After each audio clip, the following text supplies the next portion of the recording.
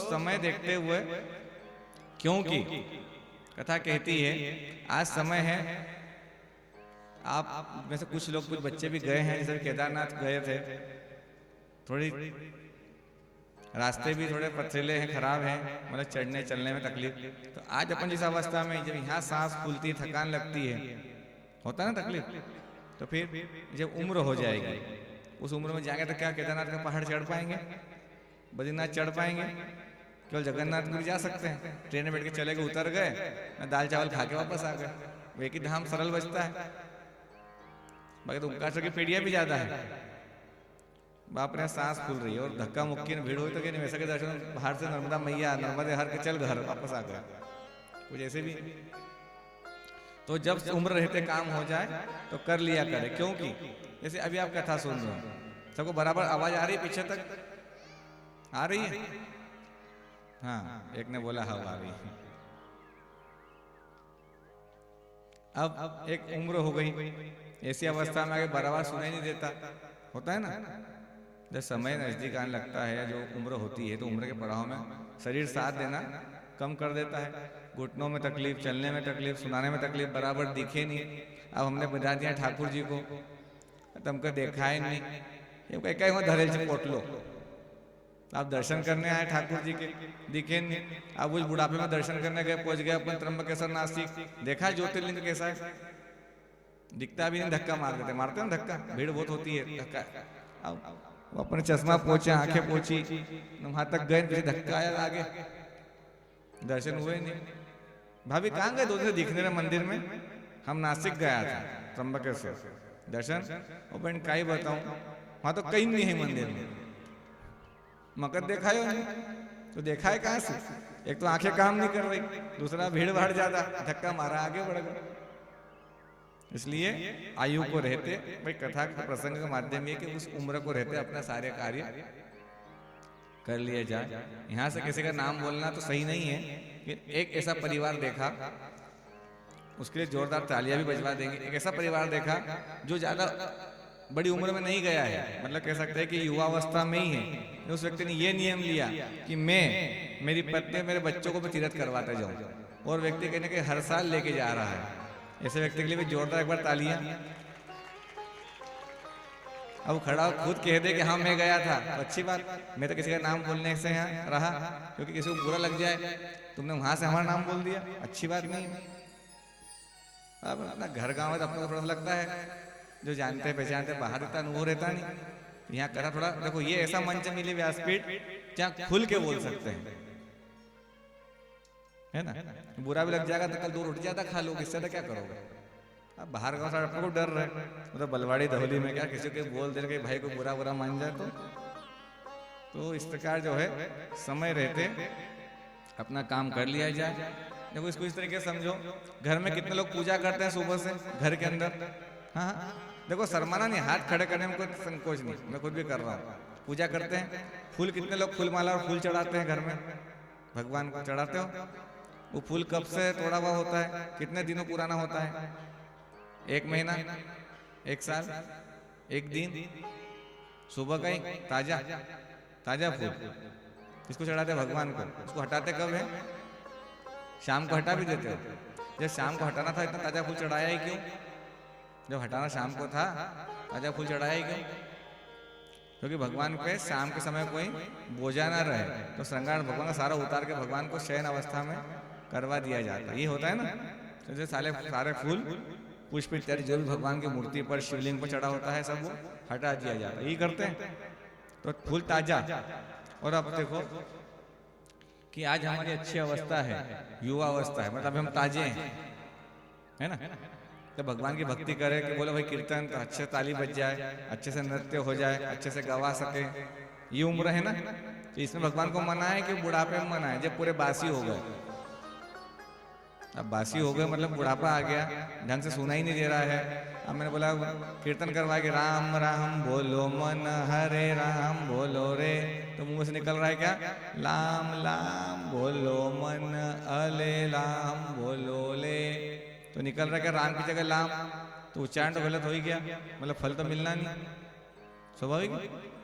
आज जो आयु है, जो अवस्था है, कि हम जैसे ताजे फूल के समान हैं, तो वो भगवान को समर्पित हो, भगवान को स्वीकार करें।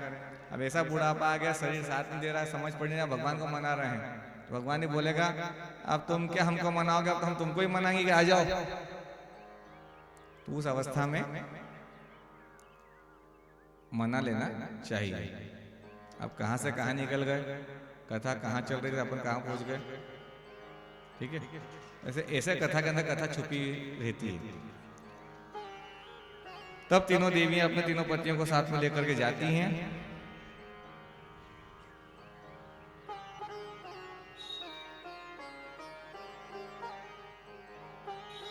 तीनों देवियां अपने पतियों को साथ में लेकर जाती हैं और साथ माता अनुसैया का जो है धरती पर डंका बजने लगा।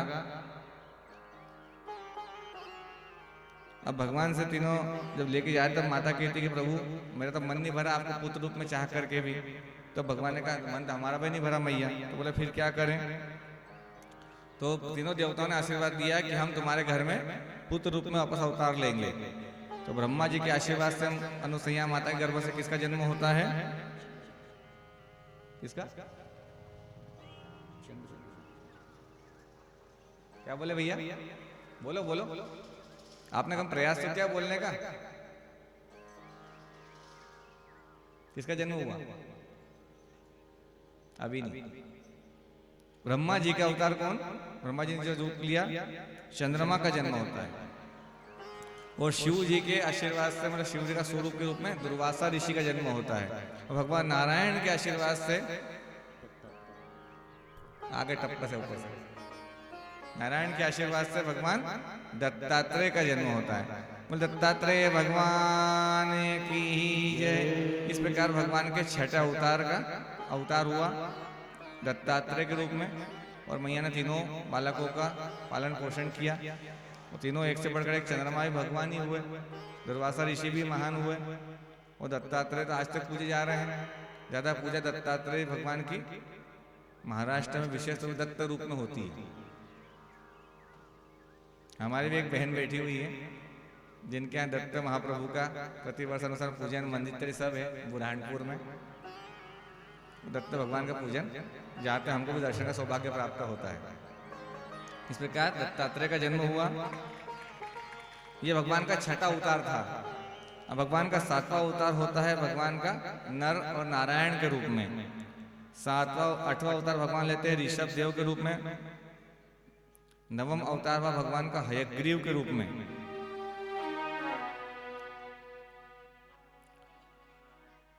हयग्रीव का मतलब क्या था कि भगवान ने एक हयग्रीव नाम का एक राक्षस हुआ। उसने बड़ा तप किया। तप के बाद ब्रह्मा जी से वरदान प्राप्त किया कि मुझे कोई ना मार सके, मुझे मुझसे ही मारे ऐसा मुझे आशीर्वाद दो। ब्रह्मा जी का तथा जा तुझको तुझसे ही मारे। अब उसका दूसरा कोई था ही नहीं, एक ही था। तो उसने हयग्रीव अवतार मतलब उस राक्षस ने समुद्र को ललकारा मुझसे युद्ध कर। अब समुद्र कहे मैं तो ब्राह्मण हूँ भैया, मैं क्या युद्ध करूँ, मैं बोल तेरा जल सुखा दूंगा। तो समुद्र ने कहा कि रुक जा, मेरे अंदर पृथ्वी पड़ी हुई है, उस पृथ्वी को लेने के लिए, उस धरती को लेने के लिए कोई आएगा वो तुझसे युद्ध करेगा। तब भगवान ने हयग्रीव अवतार लेते हैं उसी के दरम्यान। और भगवान अपने दांतों के ऊपर उठा कर लाते हैं, उससे युद्ध किया। जो क्या भगवान का 10वां अवतार और मत्स्य अवतार के रूप में। भगवान का 11वां अवतार कुर्म के रूप में। 12वां अवतार भगवान धन्वंतरी के रूप में। धन्वंतरी मतलब जिसने औषधियों का निर्माण किया। आज आप जो दवाई मेडिकल स्टोर पे जाते हो, जो दवाइयाँ खाते हो शरीर को स्वस्थ रखने के लिए, किनकी देन है, धन्वंतरी जी की। इसमें भगवान का 13वां अवतार होता है मोहिनी रूप में, जिसे कथा हम चौथे दिन सुनेंगे। भगवान का 14वां अवतार हुआ गजेंद्र के रूप में, एक हाथी के रूप में, जिसने गजेंद्र मोक्ष पाठ का निर्माण किया, अपने मुख से प्रकट किया, श्लोक बोले और वो पाठ का नाम क्या पड़ा, गजेंद्र मोक्ष। इस प्रकार भगवान का 15वां अवतार हुआ नरसिंह के रूप में। इनके दर्शी से अवतार के दर्शन झांकी के हम कल करेंगे। 15वां अवतार भगवान का होता है वामन अवतार, वामन के रूप में। 17वां अवतार भगवान का हुआ हंस के रूप में, हंस अवतार। 18वां भगवान का परशुराम। 19वां अवतार भगवान का हुआ प्रभु मर्यादा पुरुषोत्तम श्री राम के रूप में। 20वां अवतार भगवान का होता है वेद व्यास के रूप में। 21वां अवतार नारद ऋषि के रूप में। 22वां अवतार भगवान का होता है कृष्ण के रूप में। 23वां अवतार भगवान का होता है वेंकटेश्वर महाप्रभु के रूप में। और 24वां अवतार भगवान का होता है, मतलब होगा कब? कलयुग में। कहाँ पे होगा? चाचरिया में।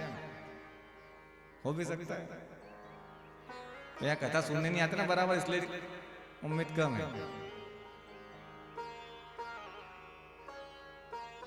तुम्हारे तो नहीं होने वाला है। अरे भाई जल्दी मत करवाओ भैया, अभी तो कलयुग की शुरुआत है, वो अंतिम छोर की बात है। जब धर्म की हानि होगी तो कलिकाल में पाप इतना बढ़ जाएगा, अत्यधिक पाप हो जाएगा, तब भगवान उस पाप को समाप्त करने के लिए कल्कि के रूप में अवतार लेंगे। जब भगवान का वाहन घोड़ा होगा और होंगे ब्राह्मण के घर में, ये भागवत पुराण में उसका वर्णन लिखा है कि ब्राह्मण घर में होगा, कहाँ होगा वो सब दिया हुआ है वर्णन। अपन उसकी चिंता अभी क्यों करें, अपने से जो हो गए वो तो समझ जाए, उसको समझ ले, होगा उसको बाद में देखेंगे, जो हो गए उनको ही समझ ले। भगवान के 24 अवतारों में तो मुख्य 2 ही अवतार माने गए, तो कौन कौन से?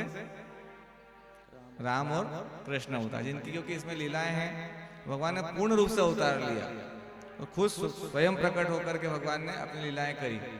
राम अवतार की लीलाएं बड़ी कम है, कृष्ण अवतार की लीलाएं तो बहुत है।